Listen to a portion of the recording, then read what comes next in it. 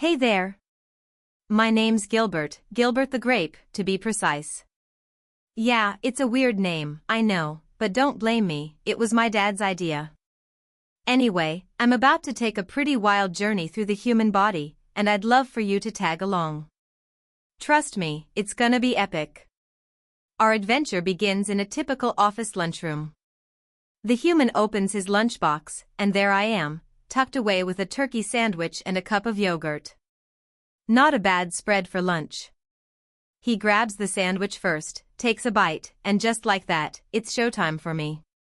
He tosses me into his mouth, and here we go, down the digestive rabbit hole. I have to admit, it's warm and wet in here, kind of gross, but totally fascinating. This is the mouth, where digestion kicks off. The human digestive system is an incredible setup designed to turn food into energy and nutrients that fuel everything in your body, from growth and repair to basic movement and thinking. The second that first bite happens, the digestive system switches into gear. Teeth chew food into smaller bits, making it easier to digest. Meanwhile, saliva joins the action, helping soften the food and break it down even more with special enzymes. Believe it or not, the average person produces enough saliva in a year to fill 2 entire bathtubs. That's a lot of drool. As I try to avoid getting crushed by teeth or swirled into the tongue's chaotic dance, I make a quick escape. No thank you, I'd rather not end up like what's left of turkey sandwich over there. I slip past the molars and head straight for the throat. This is the pharynx, also known as the throat. But wait, a fork in the road. One path leads to the lungs, the other to the stomach.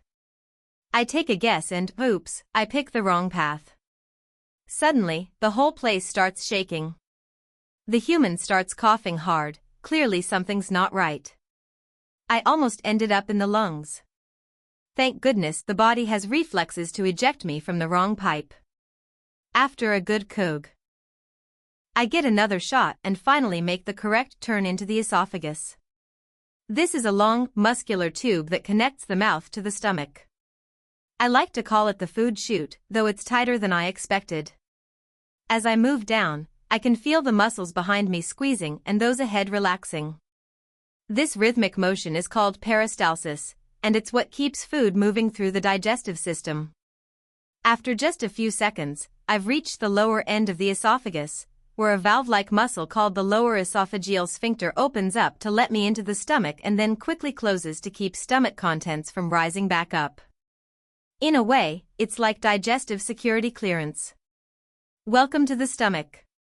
It's a stretchy, muscular sac that churns, mixes, and breaks down food into a slushy substance.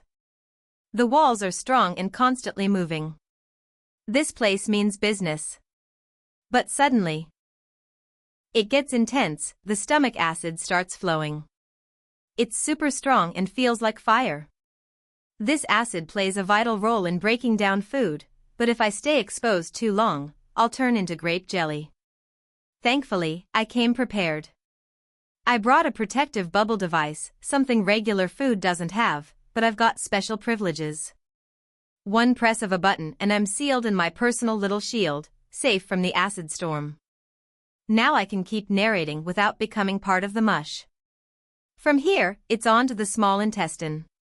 Despite the name, this organ is anything but small. It's a long, coiled tube made up of 3 sections and stretches out to over 20 feet if uncoiled. That's about as tall as a giraffe, seriously. It's tightly packed into your belly, and as I enter, it feels like a warm, moist jungle. Except instead of water, I'm surrounded by bile. Good thing I've got my bubble. Bile, which is produced by the liver and stored in the gallbladder, is essential for breaking down fats and helping remove toxins. The pancreas also chimes in, releasing digestive enzymes that further process food. It's like a full team working together in perfect harmony. The walls of the small intestine are covered in tiny hair-like structures called villi, which absorb nutrients and shuttle them into the bloodstream. Meanwhile, I'm still floating through, getting spun around by all the twists and turns.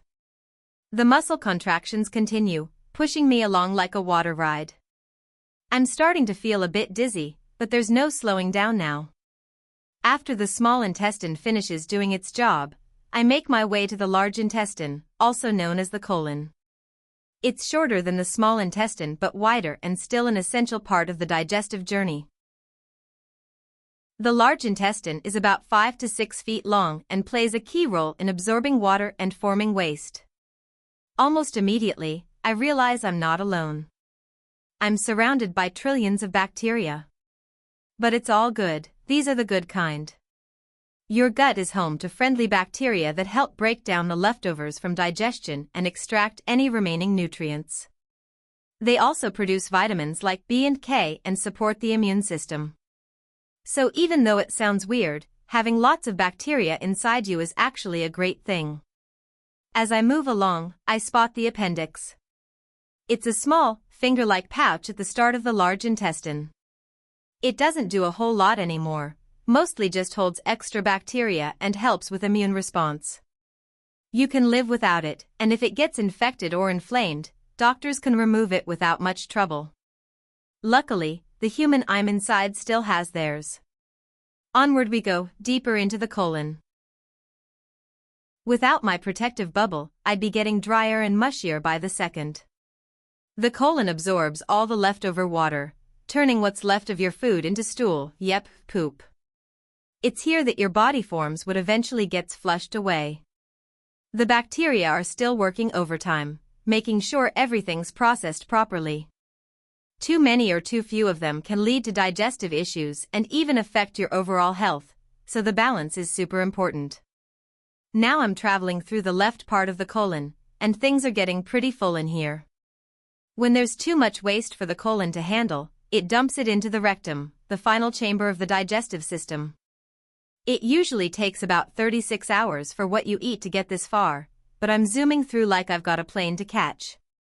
The rectum is about 8 inches long and has sensors that let your brain know when it's time to go. When those sensors detect stool or gas, they send signals upstairs and you get the I gotta go feel. If it's a good time, like when you're near a bathroom, the muscles at the end, called sphincters, relax to let everything out. If it's not a good time, say you're in a meeting or on a date, those same muscles contract to hold everything in until later. It's a pretty impressive system, honestly. When things become urgent, the external sphincter gives you a bit of extra time to make it to the restroom. Right now, I'd really love to wrap this up. Maybe I can override the sensors and speed up the process. But wait, the human is still at work. Awkward. Oh well, I guess I'll hang tight for now. Normal food doesn't exit the body in such a graceful way, you wouldn't even recognize it by the time it gets out. But since I've had my protective time to make the final leap, Geronimo, I'm outta here. That was one crazy ride through the human digestive system, and I hope you learned something cool along the way. If you did, don't keep it to yourself, share it with a friend. There's a lot more to discover.